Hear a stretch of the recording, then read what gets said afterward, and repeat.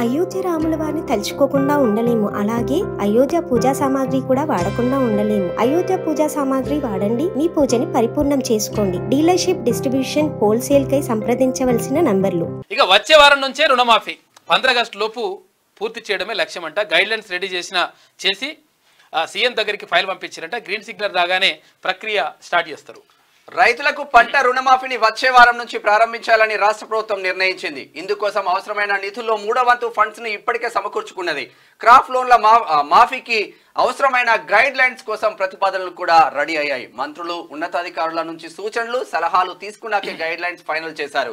ప్రస్తుతం రుణమాఫీ మార్గదర్శకాలకు సంబంధించిన ఫైల్ సీఎం దగ్గరికి చేరింది. 1-2 రోజుల్లోనే వీటికి ఆమోద ముద్ర వేసి రిలీజ్ చేయనున్నది.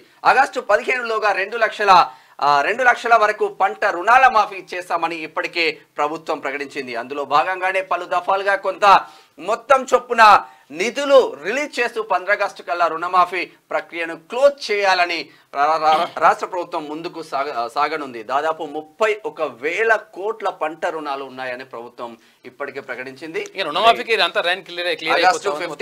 ఎంపీ ఎలక్షన్ల ముందు మీకు కాబట్టి అప్పుడు వరకు కాకుండా ఇప్పుడే స్టార్ట్ చేసేసి అప్పటి వరకు లోపలనే కంప్లీట్ చేద్దామని ప్రయత్నం చేస్తా ఉంది.